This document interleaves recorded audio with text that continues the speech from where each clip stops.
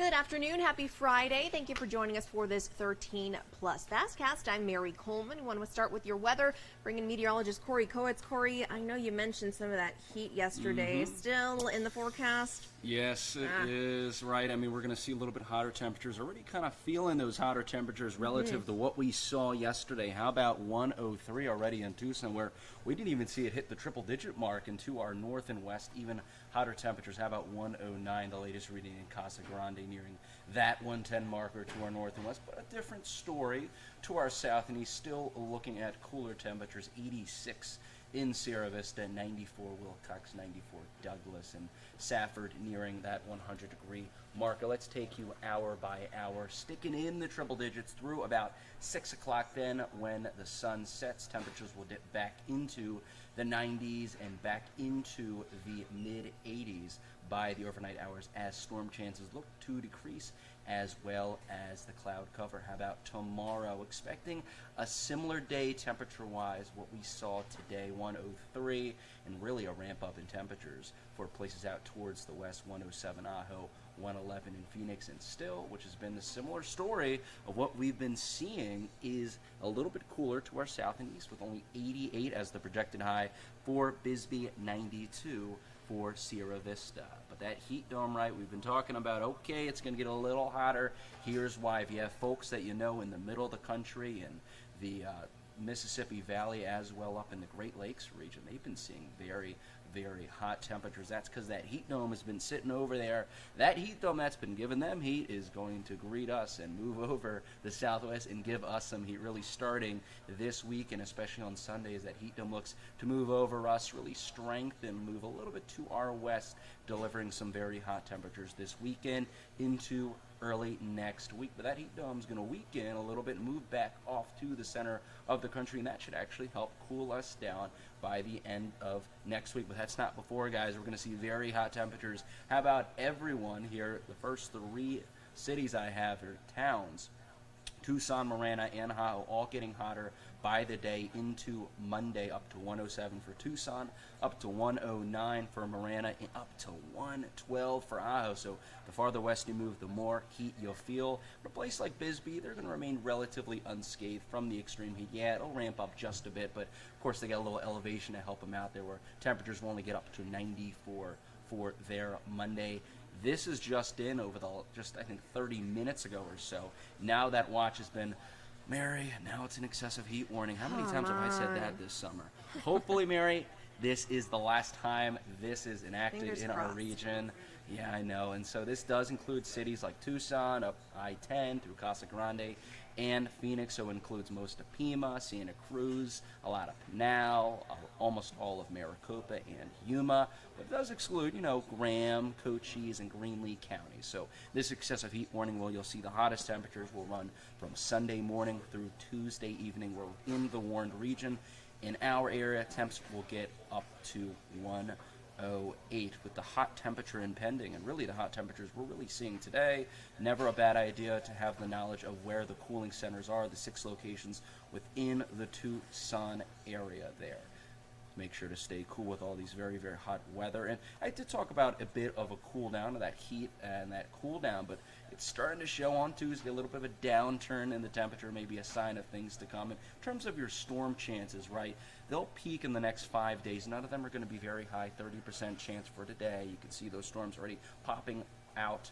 I'll get to that in just a minute with our radar. And similar story for Saturday, but really diminishing with the influence of that heat dome making us hot and dry. Now let's take a look at our radar. Right, I was talking about those storm chances for today. You can see them popping up there pretty widely scattered in and around the region. This is where most of the storms are happening. Again, kind of similar to yesterday when I talked to you at this time yesterday around the 4 points meeting of the counties of Cochise, Pima, Pinal, and Graham County. Seeing some storm activity, right, you can see how quickly they're fizzling out. Nothing really strong, just some heavy rain and lightning within that region. Zoom it back out. You can certainly see nothing impacting Tucson right now, but in and around southern Arizona dealing with some isolated scattered storms. Let's time it out now for you guys.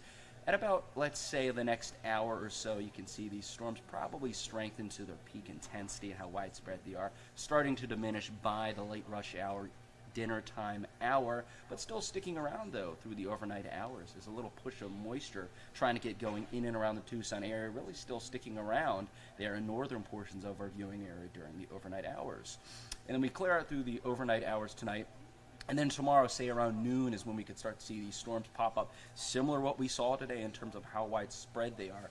And this model is picking up that maybe they could be a bit more widespread than what they saw today, but overall should be similar to what we have at around 4 o'clock. They'll peak for tomorrow to start your week and then fizzling out to more showery activity by the 7 o'clock hour for tomorrow. Here is your 7-day forecast. Tommy out there, you can see how it's going to get hot for your Monday and then tapering off quite a bit into late next week. The storm chances looking ramp up once again. All right, Corey, thank you very much. And in addition to our heat here in southern Arizona, places all across the country are facing some sort of extreme weather. In some cases, the weather has actually turned deadly. Patrick Cornell has that story. A state of emergency has been declared in Michigan, where a severe storm spawned a tornado and unleashed catastrophic flooding, knocking out power to hundreds of thousands, ripping trees from their roots. One toppling tree forcing people inside an assisted living home to evacuate. The storm proving deadly after a car hydroplaned, a woman and 2 children killed in the crash. On top of dealing with devastation, oppressive heat in Michigan and other states is forcing some schools without air conditioning to dismiss students early. It's bad. It is. Can't bring kids back into that environment. I mean, it's like being in an easy bake oven. It's so hot in Iowa that one police officer needed oven mitts to drive. In Alabama, record temperatures are taking a toll on homes. When you've got this dry soil, it can't hold the weight of a foundation footing or a slab concrete. And the extreme heat is rewriting history books in multiple cities across America, including Chicago, where a 120-degree heat index set a record Thursday. In Louisiana, during a time of the year when the state is typically preparing for hurricanes and tropical storms, fast-moving wildfires forcing an evacuation of the entire town of Maryville. You can feel the air picking up. That's from the heat of the fire sucking air into the fire. Officials are not mincing words, sending out warnings to those in the path of the fires. If you're asked to evacuate, please leave.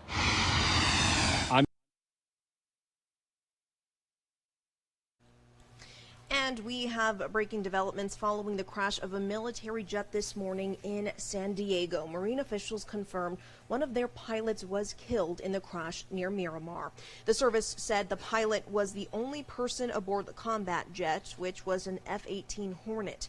They say the identity of the pilot will not be released until 24 hours after next of kin notifications are made. That crash was described as government property east of the air station. And Pima County is marking 1 year since a man shot and killed a constable and 2 others before turning the gun on himself.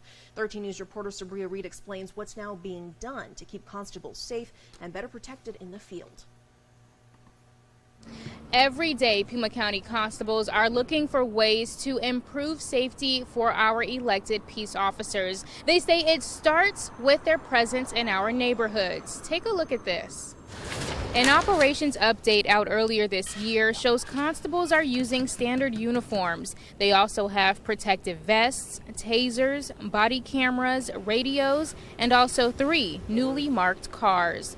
Constables are also now going through the Arizona Police Officer Standards and Training Basic Firearms course. They're also working closely with Pima County deputies for backup assistance and also constant check-ins. Moving forward, leaders are looking to see what's next for GPS devices in their cars. The thing for us is times have changed everywhere, and a constable's job has changed also. It's a lot more dangerous. And right now we just want to make sure that we are all given the tools to do our job safer. Previous presiding constables were already making changes to ensure the safety of constables while they are out serving those court documents. There are now better communication and relationships with all Southern Arizona Sheriff's Departments to make that happen. Reporting downtown, Sabria Reed, back to you. And switching gears now, if you are a Wells Fargo customer, you'll want to pay attention to this story here. The bank says it is working to resolve technical issues that caused ATM cards to be declined and inability to process transfers using Zelle. Most of the problems happened last night, but the bank said on social media that support teams are working to resolve the issues. This is the second major banking issue with Wells Fargo this month. On August 3rd, customers reported that direct deposits had disappeared from their bank accounts. And this story here is on our website. You have just a couple of hours left to file a claim in the Facebook data privacy settlement. Facebook's parent company Meta reached the $725 million settlement last year to settle privacy-related class action lawsuits. To be eligible for part of the settlement, Facebook users must have had an account any point between May 24th of 2007 and December of last year. The amount people will receive depends on the number of claims filed. Head to our website, KOLD.com, where you can read more, and there's even a link to file your claim by the end of the day. And now I want to bring in our reporter, Shelby Slaughter, who is working on a story for the day. Shelby, this is regarding safety at the U of A. Obviously, the last year has been a bit of up and down for the college. It really has, and so I just got out of a press conference held by President Robert Robbins and the new Chief Safety Officer, Steve Patterson. He was appointed shortly after we saw that tragic shooting with Dr. Thomas Meixner. So today they talked about all of the new things that they brought to the school year. That's new text messaging systems, because a lot of students and staff, they didn't get those alerts when we saw that shooting. And even just new physical updates like locks. So we'll be covering all of that tonight here at 4 o'clock. All right. We'll be sure to watch that, Shelby. Thank you very much. And we want to end your newscast with a gorgeous look outside. Check out those mountains. Not too many clouds in the sky. As Corey mentioned, you might want some of those clouds this weekend because we have some of that heat coming back into town. So stay safe out there. We'll see you back here at 7:30. And as Shelby mentioned, her story will be airing at 4, so be sure to tune in there as well. Have a